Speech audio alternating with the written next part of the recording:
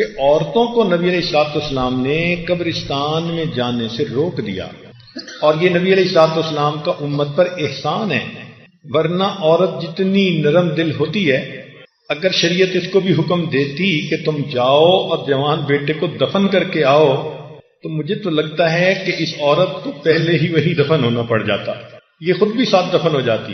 یہ تو اللہ نے مردوں کو دل دیے ہیں، کتنے محبت کے رشتے ہوتے ہیں، اپنے ہاتھوں سے نہلاتے ہیں، کفناتے ہیں، اور کندھوں پہ اٹھا کے قبرستان میں دفن کر کے آ جاتے ہیں۔ تو اللہ رب العزت نے ماں کو اس تکلیف سے بچایا، اس لیے فرمایا کہ عورت قبرستان میں نہ جائے۔ تاہم مردوں کو چاہیے کہ وہ وقتاً فوقتاً جائیں اور اپنے والدین کی قبور پر قرآن مجید کی تلاوت کر کے جتنا بھی اللہ چاہیں ان کو ایصال ثواب کریں۔ شریعت نے یہ بتلایا ہے کہ جو بندہ ماں باپ کی اطاعت کرتا ہے، فرما برداری کرتا ہے، ان کے دلوں کو خوش کرتا ہے، اللہ تعالیٰ دنیا میں بھی انعام دیتے ہیں، آخرت میں بھی اس کا انعام دیتے ہیں۔ چنانچہ والدین سے حسن سلوک کا دنیا میں کیا فائدہ؟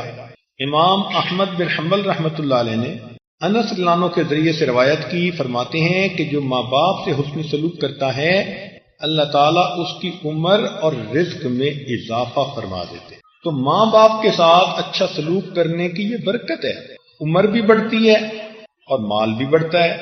عمر بڑھنے سے مراد دو باتیں ہو سکتی ہیں، ایک تو یہ بھی کہ عمر فرض کرو 60 سال ہونی تھی، اب اللہ نے اس کو طویل کر کے 70 سال کر دیا، یہ بھی ممکن ہے۔ اور ایک معنی اس کا علماء نے یہ لیا کہ عمر تو تھی اس کی 60 سال، لیکن اس نے 40 سال کی عمر میں بلڈ پریشر کا مریض بننا تھا اور برین ہیمریج ہونی تھی، اور اس نے فالج کے ساتھ باقی زندگی محتاجی میں گزارنی تھی۔ اللہ تعالیٰ ان بیماریوں سے بچا کے زندگی کے صحت مند حصے کو لمبا کر دیتے ہیں، چنانچہ وہ آخری لمحے تک کسی کا محتاج نہیں ہوتا۔ یہ بھی عمر میں برکت ہے کہ ایفیکٹو حصہ عمر کا بڑھا دیا جاتا ہے۔ اور ایک فائدہ یہ کہ ماں باپ کا دل خوش کرنے سے انسان کے دنیا کے گناہوں کا کفارہ ہو جاتا ہے۔ چنانچہ امام ترمذی رحمۃ اللہ علیہ نے ابن عمر رضی اللہ عنہ سے روایت کی کہ ایک آدمی نبی علیہ السلام کے پاس آیا، اے اللہ کے نبی صلی اللہ علیہ وسلم مجھ سے بڑا گناہ ہو گیا۔ تو نبی علیہ السلام نے فرمایا تمہاری والدہ زندہ ہے؟ جی اللہ کے نبی والدہ زندہ ہے۔ فرمایا جاؤ والدہ کے ساتھ حسن سلوک کرو اور اس سے دعا کرواؤ، تمہاری ماں کی دعا کی وجہ سے اللہ تمہارے گناہ کو معاف کر دیں گے۔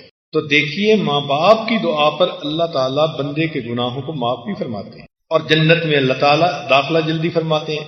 چنانچہ حدیث پاک میں ہے کہ نبی علیہ الصلوۃ والسلام نے فرمایا کہ جب میں جنت میں داخل ہوا تو مجھے پڑھنے کی آواز آئی، تو میں نے پوچھا یہ کس کی آواز؟ تو بتایا گیا کہ یہ وہ نوجوان ہے جو آپ کے ساتھ ساتھ جنت میں داخل ہوا۔ میں نے پوچھا کون؟ کہنے لگے حارثہ بن نعمان۔ میں نے فرشتے سے پوچھا اس کا کیا عمل تھا؟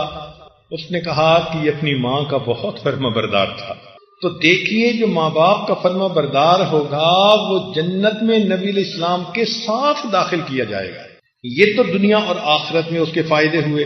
اب شریعت نے تو درجہ ماں باپ کا یہاں تک کہا کہ فرض کفایہ میں ماں باپ کو فوقیت دو۔ ایک طرف فرض کفایہ ہے اور دوسری طرف ماں باپ ہیں، تو ماں باپ کو تم فوقیت دو، ان کی بات کو مانو۔ چنانچہ توجہ سے بات سنیے کہ جہاد میں جانے پر ماں باپ کی خدمت کو فوقیت۔ حاکم نے جاہمہ رضی اللہ عنہ سے روایت کی، انہوں نے کہا اللہ کے نبی صلی اللہ علیہ وسلم میں جہاد میں جانا چاہتا ہوں مگر والدین نے اجازت نہیں دی۔ نبی علیہ السلام نے فرمایا جاؤ تم اپنی والدہ کی خدمت کرو۔ گویا نبی علیہ السلام نے ان کو واپس ماں باپ کی خدمت کے لیے بھیج دیا۔ دوستوں اور بیوی سے بھی زیادہ ماں باپ کی بات کو فوقیت۔ امام ترمذی رحمۃ اللہ علیہ نے حضرت علی عنہ سے روایت کی اذا فعلت امتی 15 خصلۃ حل بها البلاء، کہ جب میری امت میں 15 باتیں پیدا ہو جائیں گی تو اس کے اوپر عذاب آ جائے گا۔ ان 15 باتوں میں سے کیا؟ اطاع الرجل زوجته وعق امه، کہ بیوی کی اطاعت کرے گا، ماں کی نافرمانی کرے گا۔ وبر صدیقہ وجفا اباہ، دوست کے ساتھ نیکی کرے گا، باپ کے ساتھ بے وفائی کرے گا۔ تو اس حدیث پاک سے پتہ چلتا ہے کہ اللہ تعالیٰ نے بیوی بچوں اور دوستوں سے بھی زیادہ ماں باپ کا حق بنایا ہے۔ اب یہاں پر بعض عورتیں پریشان ہو جائیں گی کہ جی حضرت جی نے ایسی بات کر دی، ہمارے تو خامد ہاتھ سے نکل جائیں گے۔ تو بھائی اگر ماں باپ بھی شریعت کے مطابق زندگی گزارتے ہیں اور آپ بھی شریعت کے ساتھ زندگی گزار رہی ہیں تو پریشان ہونے کی کیا بات ہے؟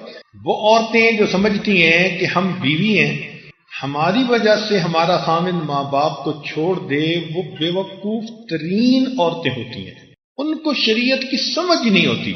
اس بے وقوف عورت کو یہ سمجھنا چاہیے کہ آج جوانی میں اپنے خامد کے بارے میں یہ سوچ رہی ہے، کل جب اس کے بچے ہوں گے اور یہ ان کو ریز اپ کرنے کے لیے اتنی مصیبتیں اٹھائے گی، پھر بوڑھی ہو جائے گی اور اس کے بچے اس کو چھوڑ کے جائیں گے، پھر اس کے دل پہ کیا گزرے گی؟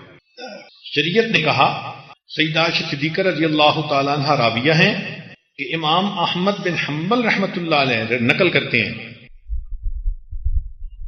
کہ ام المومنین نے فرمایا کہ عورت پر سب سے زیادہ حق اس کے شوہر کا، یعنی نکاح ہونے کے بعد عورت پر سب سے زیادہ اہمیت والا حق اس کے شوہر کا ہوتا ہے، اور فرمایا مرد کے اوپر سب سے زیادہ اہم حق اس کی ماں کا۔ شریعت نے تو یہاں تک کہا کہ اگر نفلی حج کرنے ہوں تو ماں باپ کی خدمت کو تم اس کے اوپر فضیلت دو۔ چنانچہ ابو ہریرہ رضی اللہ عنہ اپنی والدہ کی زندگی میں ان کی خدمت میں ہی مصروف رہے، والدہ کی وفات کے بعد حج پر تشریف لے گئے۔ ہاں اگر والدہ خود بھی جانا چاہے اور بندے کو حج پہ بھی ماں کی خدمت کا موقع ملے تو نور علی نور ہے۔ ماں باپ کے حق کو اللہ نے اولاد کے حق پر بھی فضیلت عطا فرمائی ہے۔ چنانچہ عبداللہ بن عمر رضی اللہ عنہ نے روایت کی کہ 3 آدمی بنی اسرائیل کے سفر پر نکلے، ایک غار کے اندر پھنس گئے، چٹان منہ پہ آ گئی، تو انہوں نے اپنے اپنے عمل اللہ کے سامنے پیش کیے۔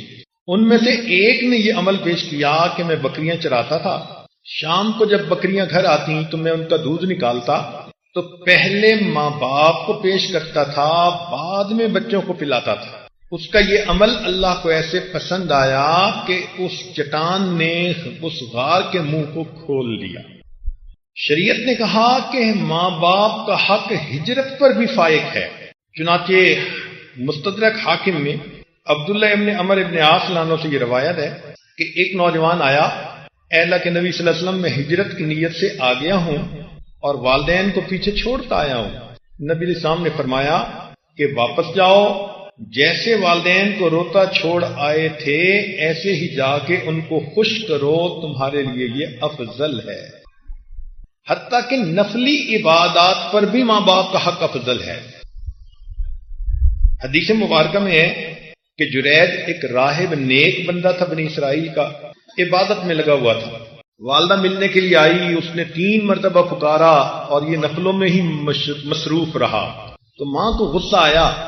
اس نے کہا کہ اللہ تجھے موت سے پہلے کسی فتنے میں ڈال دے۔ لو ماں کی بد دعا ایسی لگی کہ قریب میں کوئی عورت تھی، اس نے کسی چرواہے کے ساتھ بدکاری کی اور جس کے نتیجے میں اس کے ہاں بچہ پیدا ہوا۔ تو لوگوں نے اس عورت کو لان تان کی کہ تم نے کیا منہ کالا کیا، تو اس عورت نے اس جریج کا نام لے دیا کہ میرے ساتھ تو فلاں راہب نے بدکاری کی۔ لوگوں کو پتہ چلا تو وہ آئے، انہوں نے جریج کو بھی بہت مارا پیٹا اور انسلٹ کی، اور اس کے سوما کو جو عبادت کا کمرہ تھا اس کو بھی گرا دیا۔ جریج نے ان سے پوچھا کہ بھئی تم یہ سارا کام کس لیے کر رہے ہو، میں نے کیا خطا کی؟ انہوں نے کہا تو نے فلاں عورت کے ساتھ بدکاری کی، اس کے ہاں بچہ ہوا۔ تو جریج نے کہا کہ اچھا مجھے بچے کے پاس لے جاؤ۔ تو جب جریج کو بچے کے پاس لے گئے تو اس نے اس بچے سے پوچھا کہ بتا تیرا باپ کون ہے؟ نیک آدمی تھا، اللہ کی آخر مدد تھی۔ وہ بچہ بول پڑا، کہنے لگا کہ میرا باپ تو فلاں بکریوں کا چرواہا ہے۔ تو علماء نے لکھا کہ اگرچہ اتنا مقام تھا کہ اللہ نے اس کی خاطر بچے کو بلا دیا، لیکن اس نے ماں کا دل دکھایا تو فتنے میں وہ بھی پڑ گیا۔ نبی علیہ الصلوۃ والسلام نے یہ واقعہ سنا کے فرمایا، لو کان جریج عالما، اگر جریج عالم ہوتا، لا علم ان اجابته امه اولا من عبادت ربی، اس کو پتہ چل جاتا کہ اپنی ماں کی بات کو ماننا نفلی عبادتوں پر فضیلت رکھا کرتی۔ اب سوچئے نا کہ ماں باپ نے دنیا میں اولاد کو تربیت دینے کے لیے کوشش کی تو اس کا بدلہ اللہ نے ان کو کیا دیا، ان کا کتنا مقام دنیا میں بنا دیا۔ یہاں تک بات کو ذرا دل کے کانوں سے سنیے گا، ڈر کے بات کر رہا ہوں کہ شریعت نے ماں باپ کی خدمت کو زیارت رسول صلی اللہ علیہ وسلم پر بھی فوقیت دے دی۔ چنانچہ امام مسلم رحمۃ اللہ علیہ نے اسید بن جابر اللہ عنہ سے روایت کی کہ اویس کرنی رحمۃ اللہ علیہ کرن کے رہنے والے تھے، والدہ کی خدمت میں لگے ہوئے تھے، چاہتے تھے کہ نبی علیہ السلام کی زیارت کریں، ایمان لا چکے تھے مگر ماں کی خدمت ہی کرتے رہے، آ نہیں سکے۔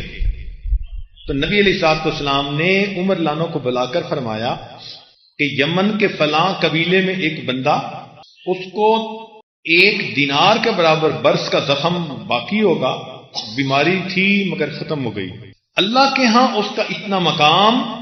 نبی علیہ السلام نے فرمایا کہ اگر وہ اللہ کے نام پر قسم کھا لے تو اللہ اس کی قسم کو پورا کر دے۔ اور نبی علیہ السلام نے صحابہ سے فرمایا کہ اگر تمہاری ملاقات ہو تو ممکن ہو سکے تو تم ان سے اپنے لیے استغفار کی دعا کروانا۔ اور ایک روایت میں ہے کہ نبی علیہ السلام نے اپنا جبہ ہدیہ کے طور پر دیا اور فرمایا عمر یہ جبہ ان کو دے کر ان سے کہنا کہ میری امت کی بخشش کی دعا کرے۔ اللہ اکبر کبیرہ۔ چنانچہ عمر لانو کی ملاقات ہوئی اویس کرنی رحمۃ اللہ علیہ سے، اور عمر لانو نے ان کو نبی علیہ السلام کا جبہ ہدیہ کے طور پر بھی دیا اور ان کو کہا کہ آپ صلی اللہ علیہ وسلم کو نبی علیہ السلام نے یہ پیغام دیا کہ میری امت کی بخشش کی دعا کرے۔ اللہ نے ماں باپ کی خدمت کو کیا مقام اور کیا رتبہ عطا فرما دیا۔ تو جب بچے کو یہ سبق دیا جائے گا تو یقیناً بچہ پھر ماں باپ کی بات کو سنے گا اور اچھا انسان بننے کی کوشش کرے گا۔ اور اگر کسی کے ماں باپ ناراض ہوں تو سن لیجئے کہ دنیا میں سب سے آسان کام اپنی ماں کو منانا۔ کیوں کہ وہ ناراض بھی ہو جاتی ہے لیکن انتظار میں ہوتی ہے کہ میرا بیٹا آ کر مجھ سے سوری کر لے، میں معاف کر دوں گی۔ ہم نے دیکھا کہ اگر بچہ ماں کی ڈانٹ ڈپٹ کی وجہ سے گھر سے نکل جائے، ماں کو چین نہیں آتا، وضو کرتی ہے، مصلی پہ بیٹھ جاتی ہے، اللہ میرا بیٹا کسی برے بندے کے ہاتھ نہ لگ جائے، میرا بیٹا کوئی انتہائی قدم نہ اٹھا لے، اللہ میرے بیٹے کو سلامت واپس لے آنا۔ کھانے کا وقت ہو جاتا ہے، سارے گھر والے کھانا کھا لیتے ہیں، ماں سے پوچھتے ہیں تو وہ کہتی ہے مجھے بھوک نہیں ہے۔ حقیقت میں اس کے دل میں یہ ہوتا ہے مجھے کیا پتا میرے بیٹے کو کھانے کو کچھ ملا یا نہ ملا، میں کیسے کھاؤں۔ سارے گھر کے لوگ سو جاتے ہیں، ایک ماں ہوتی ہے جو بستر پہ کروٹیں بدل رہی ہوتی ہے، شاید میرا بیٹا آ جائے، اس کو دروازے پہ انتظار میں نہ کھڑا ہونا پڑے۔ میاں کی ڈانٹ بھی برداشت کرتی ہے مگر اپنے بچے کے لیے دعا بھی کرتی رہتی ہے۔ اور اگر وہ بیٹا رات کو دیر سے آئے تو ماں بیٹی کو جگاتی ہے کہ بیٹی اٹھو، تمہارا بھائی آ گیا، اس کو گرم کھانا بنا کے دو۔ امی آپ تو ناراض تھی، بیٹی میں اگرچہ خفا ہوں مگر بیٹے کو بھوکا تو نہیں دیکھ سکتی۔ امی آپ چاہتی کیا ہیں؟ بیٹی میں نے تمہارے بھائی کو ڈانٹا تھا برے کام کی وجہ سے تاکہ اس کی اصلاح ہو جائے، مگر میں یہ چاہتی ہوں کہ وہ آ کے سوری کر لے، میں معاف کر دوں گی۔ اب جو ماں انتظار میں ہے کہ بیٹا آ کے سوری کر لے میں معاف کر دوں گی، اس ماں کو منانا کتنا آسان کام۔ چنانچہ بیٹا باپ کے ماں کے پاس چل کے آ جائے، ماں معاف کر دیتی ہے۔ اگر زیادہ غصے تھی اور باپ اور بیٹا اپنی ماں کے پاؤں پکڑ لے تو ماں کا تو دل ہی پگھل جاتا ہے، پسیج جاتا ہے۔ اور اگر اتنی خفا تھی کہ پھر بھی معاف نہیں کرتی اور بیٹے کی آنکھ سے آنسو آ جائے، ماں اپنے بچے کی آنکھ سے آنسو گرتا نہیں دیکھ سکتی، فوراً اپنے دوپٹے سے آنسو پوچھے گی اور اپنے بیٹے کو اپنے سینے سے لگا لے گی۔ اس ماں کے اندر ایک ممتا نام کی چیز ہے جو برداشت ہی نہیں کر سکتی کہ بیٹا میرا کسی تکلیف میں ہو۔ چنانچہ آپ کو ایک سچا واقعہ سنا کے بات مکمل کرتا ہوں۔ ہمارے قریب کے ایک دیہات میں میاں بیوی تھے، اللہ نے ان کو بڑھاپے کے اندر اولاد عطا کی، بیٹا ہوا، بیٹا نیک بنا، ہونہار تھا، سمجھدار تھا، حتیٰ کہ وہ بچہ انجینئر بن گیا، شہر میں اس کی نوکری لگ گئی۔ وہ آتا اور ماں باپ کو کبھی ملتا اور پھر واپس اپنی ڈیوٹی کے لیے چلا جاتا، ویکینڈ پہ والدین کے ساتھ رہتا۔ اللہ نے اس کو کاریں بھی دیں، بہاریں بھی دیں، کوٹھی بھی دی، تو اس نوجوان نے شادی کا پروگرام بنایا۔ ماں باپ نے کہا کہ بیٹا جہاں تم کہو گے ہم تمہاری شادی وہیں کریں گے، زندگی تو آپ نے گزارنی ہے۔ شہر کا ایک بڑا شریف گھرانہ تھا، ان کے ہاں ایک بیٹی تھی، جوان العمر تھی، شکل اچھی تھی، عقل اچھی تھی، تعلیم یافتہ تھی۔ تو اس نوجوان نے نشاندہی کی، ماں باپ نے رشتہ بھیجا، انہوں نے بھی دیکھا کہ بہت اچھا رشتہ ہے بچی کے لیے، تو شادی ہو گئی۔ اب وہ بچی شادی کے بعد دیہات میں آئی، چند دن تو رہی، چند دن کے بعد وہ کہنے لگی جی مجھ سے تو دیہات میں نہیں رہا جاتا۔ ماں باپ نے کہا کہ بیٹا بیوی کو لے کے شہر والے مکان میں چلے جاؤ، مگر ہفتے بعد ہمیں آ کے مل جانا، شکل ضرور دکھا جانا، ہم دیہات میں خوش ہیں، ہم اپنی زندگی یہاں گزار لیں گے۔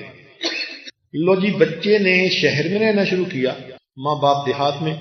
1-2 سال تو معاملہ اچھا چلتا رہا۔ 1-2 سال کے بعد یہ لڑکا کبھی ماں باپ کو ملنے جاتا، ایسٹیمیٹڈ ٹائم ہوتا کہ 2 گھنٹے کے بعد آؤں گا، تو کبھی 2 کی جگہ 3